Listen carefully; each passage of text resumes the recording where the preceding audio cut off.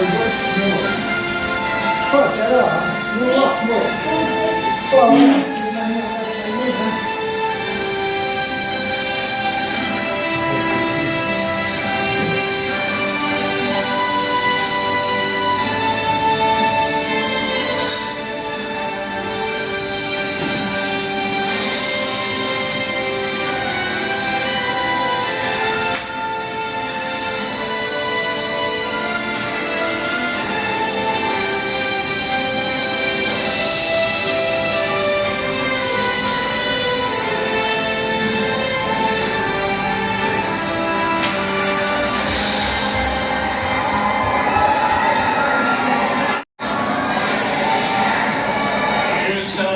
Excellency David Hurley, Governor General of Australia, and First Lady Linda Hurley, Their Excellencies, Special Envoys, and Heads of Delegations, His Excellency, Most Reverend Charles John Brown, and the esteemed members of the Diplomatic Corps, Vice President Sara Duterte, President Fidel Ramos, President Joseph Ejercito Estrada, President Gloria Macapagal Arroyo, Senate President Vicente Soto III, and the honorable members of the Philippine Senate, House Speaker Lord Alan J. Velasco, and the honorable members of the House of Representatives, Chief Justice Alexander Gesmundo, and the honorable justices of the Supreme Court, of course, First Lady Lisa Araneta, and my children, Alexander, Sandro, Simon, and Vincent. I cannot proceed without a special greeting, of course, to the former First Lady Imelda Hernandez Marcos.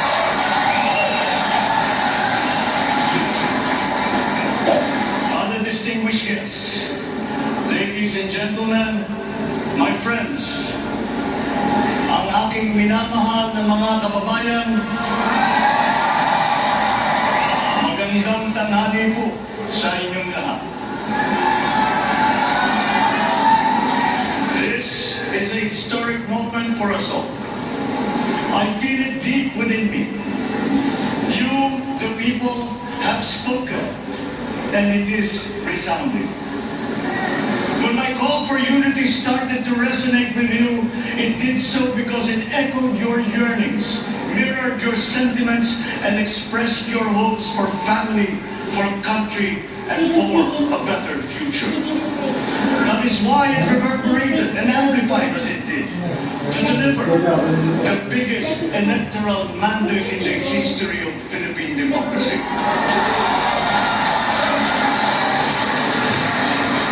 By your vote, you rejected the politics of division. I offended none of my rivals in this campaign. Instead, to what they were saying. And I saw little incompatibility with my own ideas about jobs, fair wages, personal safety, and national strength, and ending want in a land of plenty. I believe that if we but focus on the work at hand, and the work that will come to hand, we will go very far under my watch. You believe that too. At pinakinggan ko ang tinig ninyo na ang sinisigaw ay pagkakaisa, pagkakaisa, pagkakaisa. We will go farther together than against each other, pushing forward, not pulling each other back out of fear, out of a misplaced sense of weakness. But we are the furthest from weak. The Filipino diaspora flourishes even in the most inhospitable times, where they are valued for their quality. The changes we seek will benefit all and will shortchange no one. I was not the instrument of change. You were that. You made it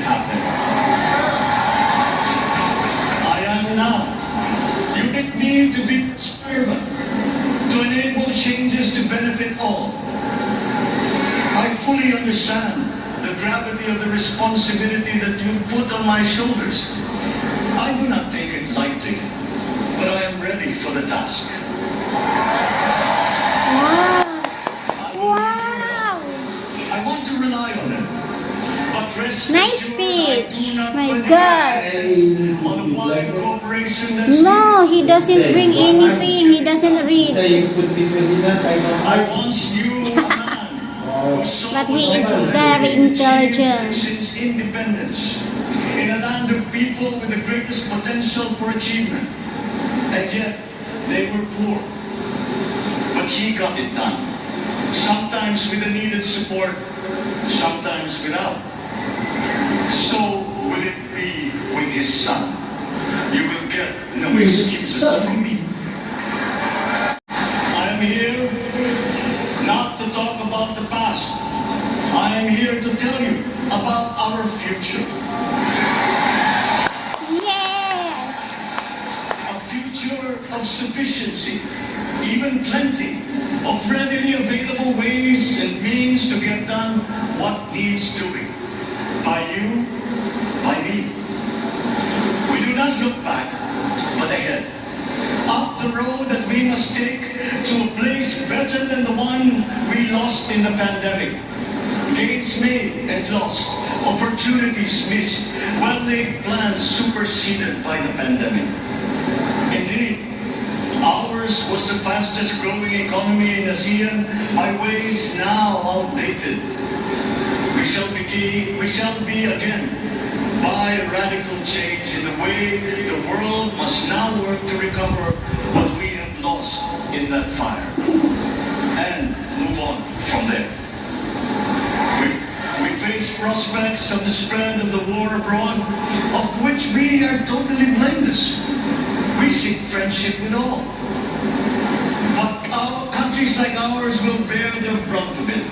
And if the great powers draw the wrong lessons from the ongoing tragedy in Ukraine, the same dark prospect of conflict will spread to our part of the world.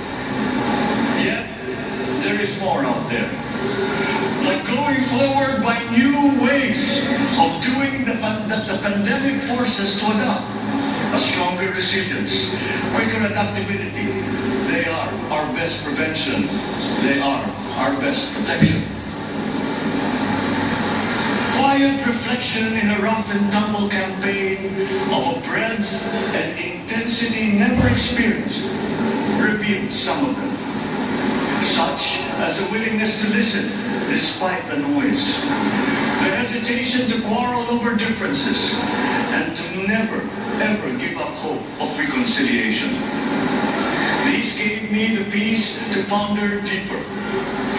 There are hints of a road not taken that could get us out of here quicker to something better, something less fragile.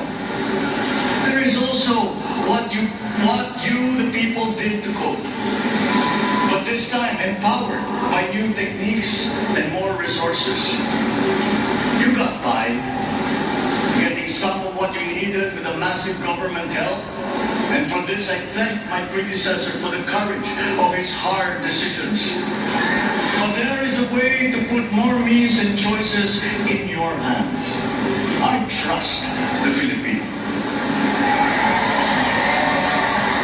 You will achieve if government backstops instead of dictating your decisions. Always there to pick you up when you fall. Giving what you need to get past a problem. Imagine if it invested in your self-empowerment to bring it closer to taking on whatever challenges come. Imagine a country that, in almost every sense, is you. Now imagine what you and government can achieve together. We did it in the pandemic. We will do it again. But again, I will not predicate my promise to you on your cooperation. You have your own lives to live, your work to do, and there too I will help. Government will get as much done alone without requiring more from you. That is what government and public officials are for. No excuses, just deliver. It was like that once upon a time. I did not talk much in this campaign. I did not bother to think of rebutting my rivals. Instead, I searched for promising approaches better than the usual solutions. I listened to you. I did not lecture you who has the biggest stake in our success. And the forthcoming State of the Nation will tell you exactly how we shall get this done.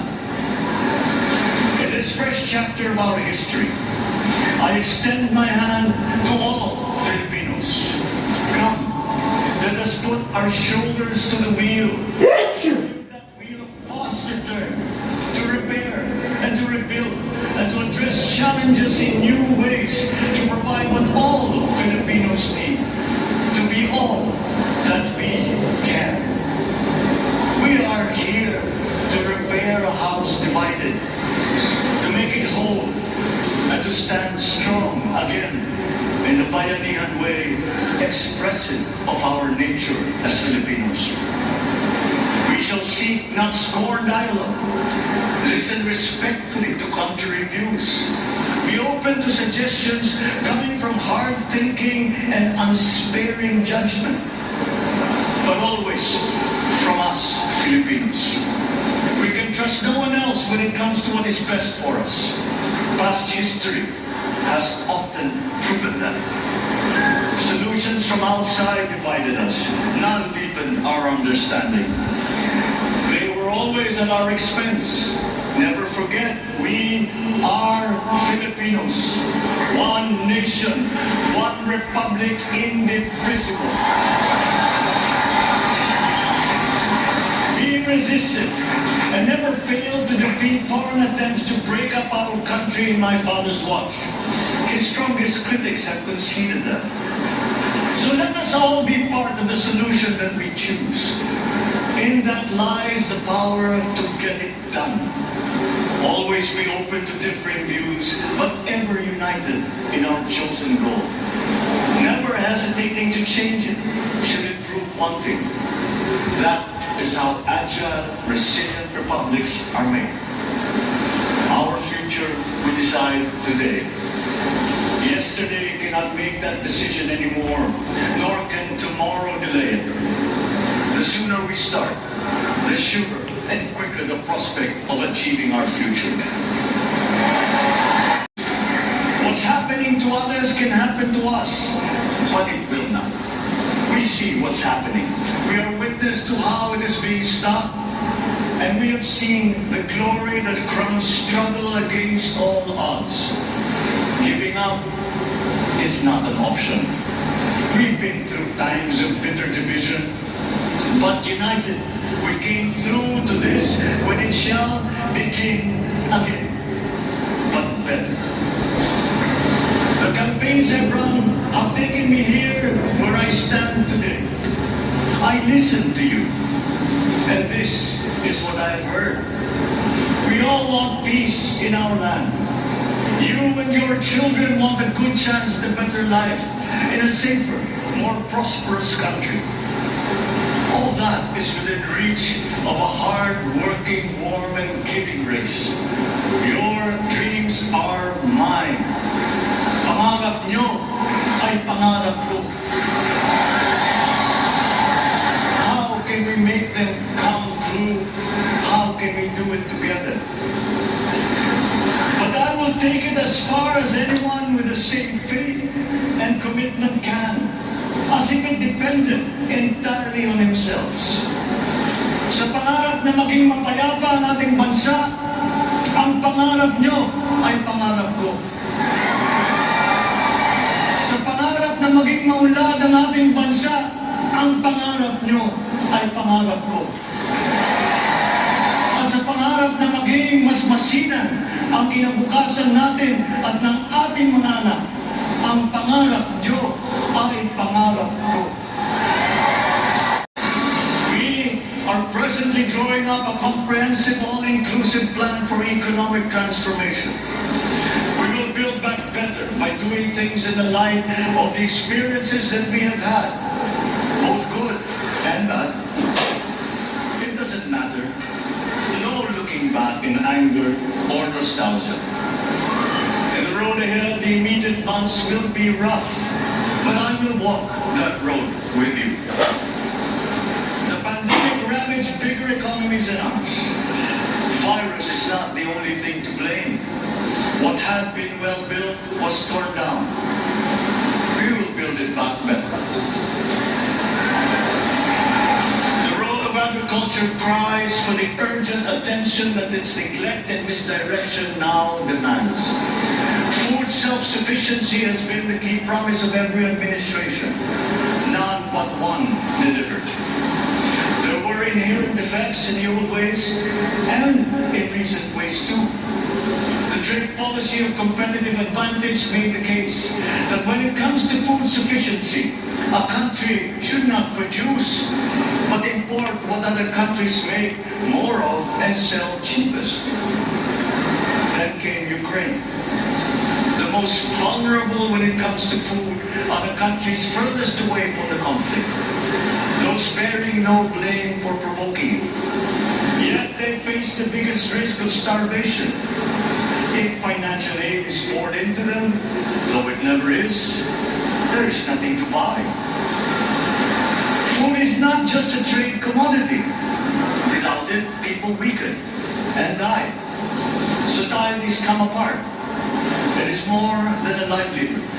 It is an existential imperative and a moral one. An agriculture damaged and diminished by unfair competition will have a harder time, or will have no prospects at all of recovery. Food sufficiency must get the preferential treatment the richest free trade countries always gave their agricultural sectors. Their policy boils down to don't do as we do. Do what we tell you to. I'm giving that policy the most serious thought if it doesn't change or make more allowances for emergencies with long-term effects. There is a parallel problem in our energy supply. Sufficient fossil fuel-free technology for whole economies has yet to be invented. And it is not seriously tried by rich countries. Again, consider the response of the richest countries to the war in Ukraine. But surely, a free world awash with oil can assure supplies. Or we will find a way. We are not far from oil and gas reserves that have already been developed.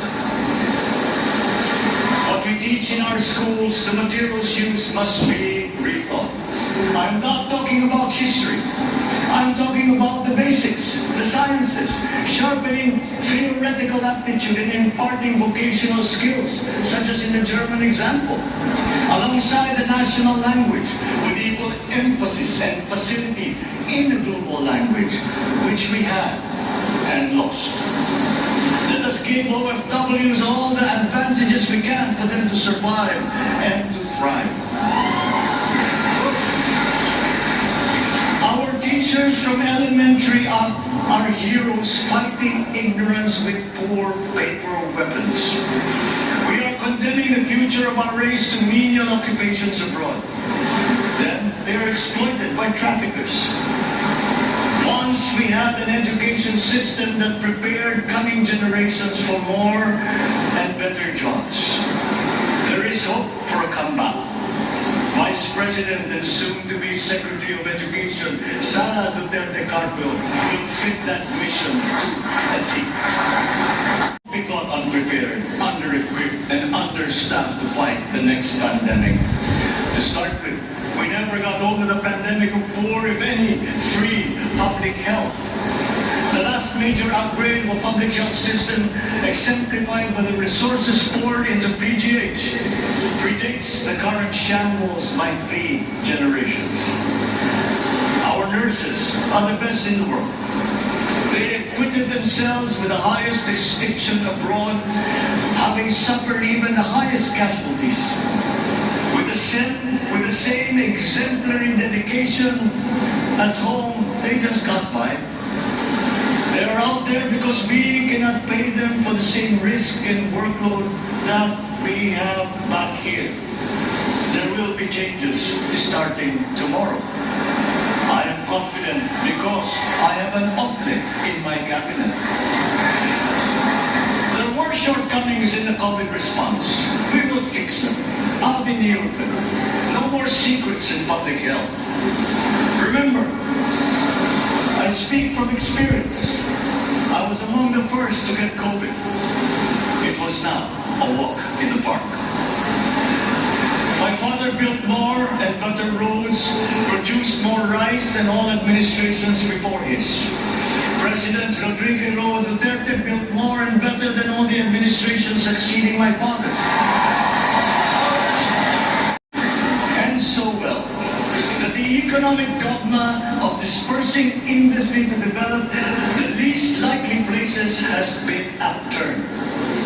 Development was brought to them. Investors are now setting up industries along the promising routes built. And yet, the potential of this country is not exhausted. Following these giant steps, we will continue to build. I will complete on schedule the projects that have been started. I'm not interested in taking credit. I want to build on success that's already happening. We will be presenting the public with a comprehensive infrastructure plan. 6 years could be enough time. No part of our country will be neglected.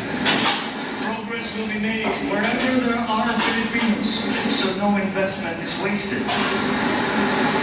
The recovery of Philippine tourism with its emphasis on accessing nature's beauty, I am sure will exceed expectations. And bigger is not always better, but there's something to be said for economies of scale. And yet the country invites investments in fast-rising industries with quick returns and inflicts irreparable damage to future generations. We have yet to see large-scale practical solutions to pollution, though some are beginning to emerge.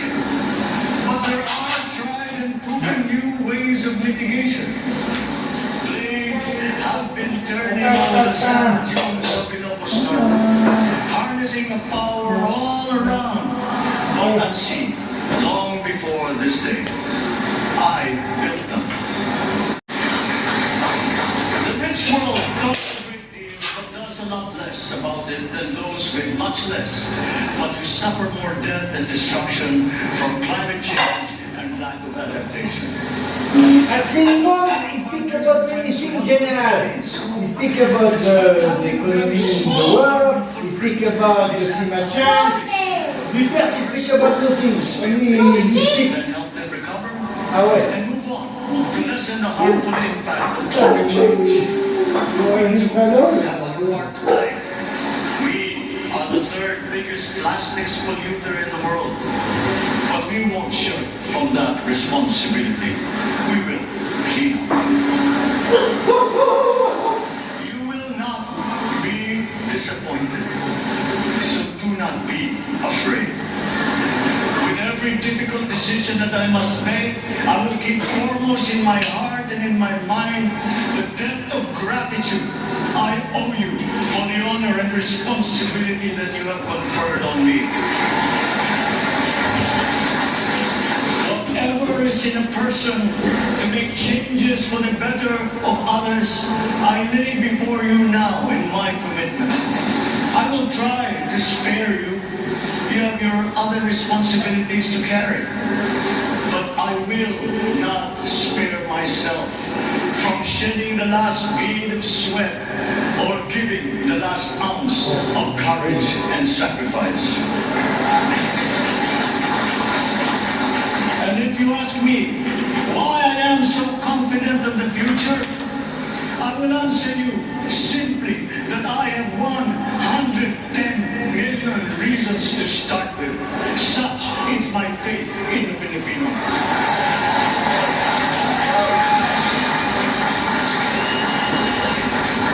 Believe, have hope. The sun also rises just like it did today and as it will tomorrow. And as surely as that, we will achieve the country all Filipinos deserve. God bless the Philippines. God bless our work. Maraming salamat po sa inyong lahat. Mabuhay ang Pilipinas. Magandang tanghali po. Ladies and the President of the Republic of the Philippines, President Ferdinand Romualdez Marcos. Moro, you want?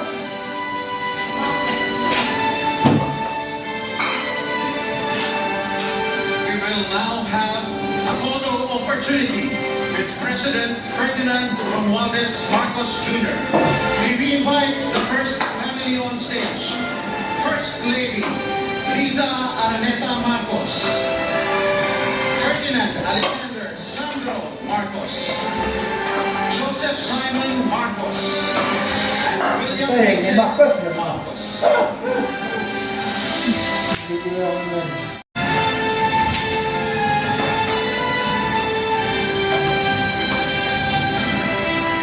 Yung nagtunghayan ang naging talumpati at una doon yung panunumpa niya at yung naging